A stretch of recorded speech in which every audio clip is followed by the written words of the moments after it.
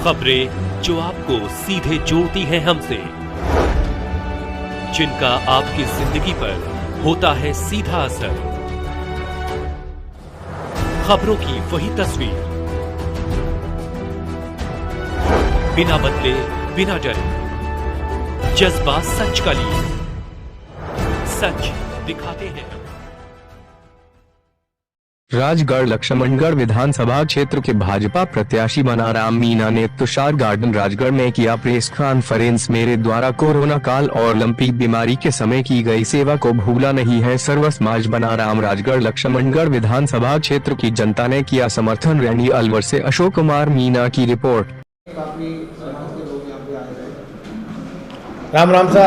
सबसे पहले तो आप सभी मीडिया के बंधुओं को मेरी तरफ से दिवाली की बहुत बहुत शुभकामनाएं और धन्यवाद कि आपने दिवाली के पर्व पर मुझे आपके चैनल के माध्यम से आम जन तक, प्रदेश और समस्त देशवासियों को मेरी शुभकामनाएं भेजने का मौका उपलब्ध कराया। अभी आज हमने यहाँ पर सभी क्षेत्र के सर्व समाज के लोगों को दिवाली पर शुभकामनाएं लेने देने का तांता सुबह से लग रहा है। खास तौर से यहाँ 200 गांवों से हमारे बैरवा समाज के भाई आए थे, जिन्होंने भारतीय जनता पार्टी को इस बार तन मन धन से जिताने का समर्थन दिया है। मैं उनको भी बहुत धन्यवाद देना चाहता हूँ कि जिस तरह से भारत देश में बाबा साहब अम्बेडकर जी को कानून मंत्री बनाया, उसके बाद भारतीय जनता पार्टी के जो अर्जुन मेघवाल साहब है उसको बीजेपी ने कानून मंत्री बनाया है। इस उल्लास में पूरे दलित और आदिवासी समाज भारतीय जनता पार्टी को वोट करेगा।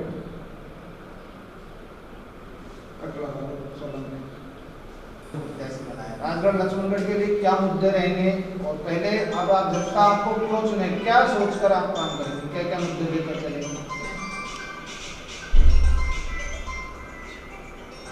ने हमारे पूरे विधानसभा क्षेत्र में आम जन से सर्वे किया है और जनता की राय से भारतीय जनता पार्टी ने मुझे उम्मीदवार घोषित किया है।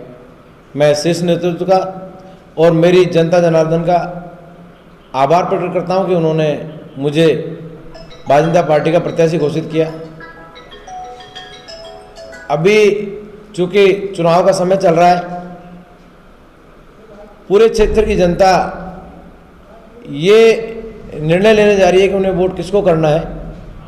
मैं हाथ जोड़ के हमेशा यही कहता हूँ कि आप अपने वोट का जो उपयोग करो तो निश्चित रूप से देख लो कि जिसको आप वोट देना चाह रहे हो, जिस पार्टी को आप वोट देना चाह रहे हो, जिस व्यक्ति को वोट देना चाह रहे हो, वो काबिल है या नहीं है। आपकी सेवा की नहीं, आपके बीच में अचानक पैराशूटी लोग आए हैं और टिकट लेकर आपसे वोट मांग रहे हैं।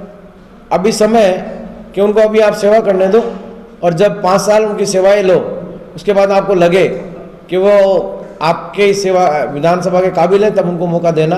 मैं पिछले 10 सालों से हाथ जोड़ रहा हूँ, सबके बीच जा रहा हूँ, हमेशा आम जन के बीच उपलब्ध रहता हूँ और मेरी सहज उपलब्धता के कारण आम जन को मुझे वोट करना चाहिए।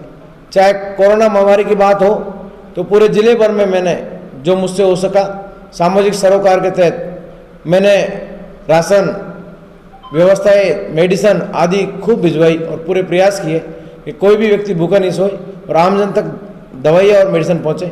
अभी लंपी बीमारी में गौ माता की सेवा के लिए हमारे भारतीय जनता पार्टी के सभी कार्यकर्ताओं ने और हमने सबने मिलकर गौ माताओं को सभी गौशालाओं में और जहाँ पे भी गौ माता दिखी सबको निःशुल्क हमने दवाएं बंटवाई हमारे निजी खर्चे से और गौ माता की सेवा की।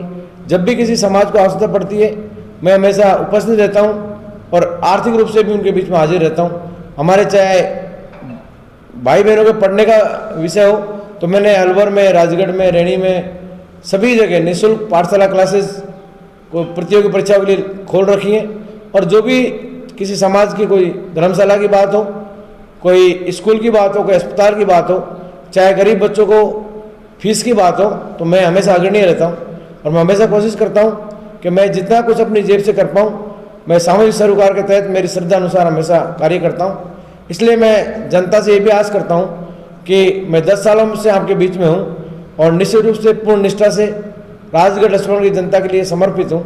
मुझे वोट करें। मैं निष्ठा और ईमानदारी से भारतीय जनता पार्टी की सरकार के आने के बाद आम जन को, जो अंतिम पंक्ति में बैठा हुआ आदमी है, चाहे उसको आवश्यकता है सेवा की, उसकी मैं सेवा करना चाहता हूँ। चाहे गरीब हो, मजदूर हो, किसान हो, दलित हो, वंचित हो, पिछड़ा हो, सबकी सेवा भारतीय जनता पार्टी के माध्यम से मैं विधानसभा में पहुँचने की बात करूँगा और राजगढ़ लक्ष्मणगढ़ विधानसभा के विकास के लिए दिन रात सड़क से लेकर सदन तक की लड़ाई लड़ना चाहता हूँ।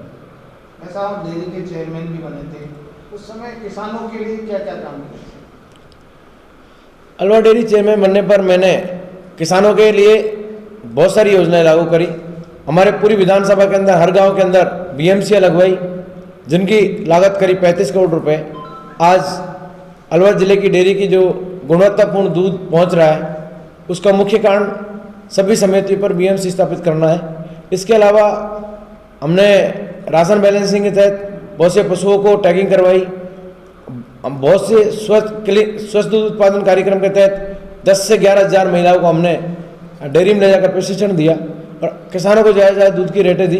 दिन रात प्रयास करके किसानों के पशुओं के भी बीमे कराए, अधिक से अधिक क्लेम दिलाया और अलवर डेयरी मेरे कार्यकाल में किसानों के पशु बीमे में नंबर 1 रही थी।